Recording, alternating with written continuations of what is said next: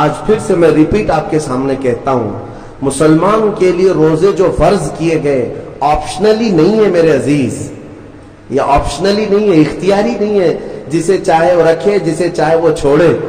ہاں ہمارے ہاں معاشرہ ایسے ہی ہے نا، ہاں صبح اٹھ کر کے لوگ پوچھتے رہتے ہیں روزہ ہے، روزہ ہے، کیوں پوچھ رہے ہیں روزہ ہے؟ مسلمان ہے تو روزہ فرض ہے، روزہ فرض ہے۔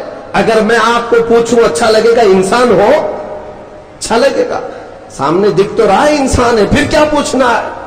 مسلمان کے لیے روزہ ایسا ضروری ہے جیسے اس کے لیے انسان ہونا ضروری ہے۔ وہ روزے چھوڑتا کیوں؟ ہاں چند ہی چیزیں ہیں جہاں تخفیف دی گئی ہے شریعت میں، وہ سفر ہے یا مرض ہے، ایسا مرض کہ جس سے وہ نہیں برداشت کر پاتا، اس میں اللہ تعالیٰ نے اسے چھوٹ دی ہے، رخصت دی ہے، یا حاملہ عورت ہے، یا دودھ پلانے والی عورت ہے، یا پھر اب بہت سارے لوگ ایسے ہیں جو ہٹے کٹے ہیں، تندرست ہیں، توانا ہیں، روزے چھوڑے ہوئے ہیں۔ میرے عزیز، سب ہونے کے بعد اگر روزہ چھوڑنے کی کسی کو رخصت ہے نا، تو صرف ان عورتوں کو جن کی ماہواری آتی ہے مہینے میں یا بچے کے بعد، حیض و نفاس والی عورتوں کے لیے روزہ نہیں ہے۔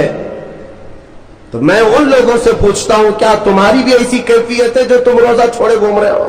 ناپاک ہو؟ ناپاکی آئی ہے؟ نہیں ہے تو پھر کیوں روزہ چھوڑتے ہو؟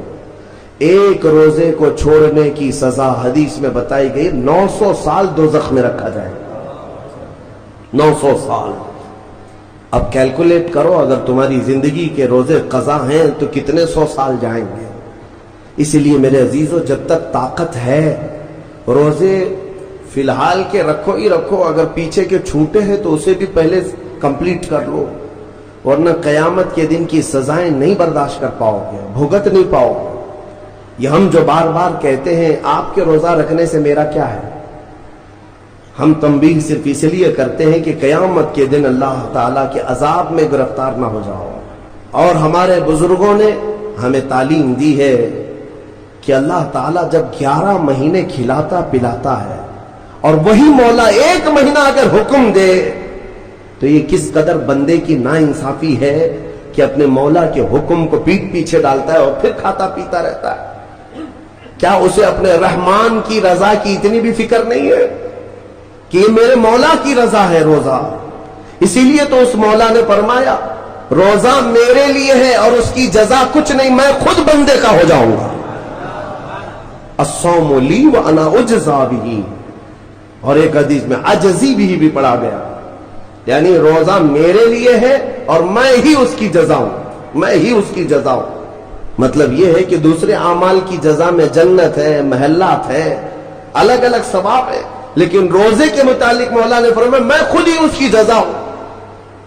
تجھ سے تجھی کو مانگ کر مانگ لی ساری کائنات، جس کا خدا ہو گیا اس کی ساری کائنات۔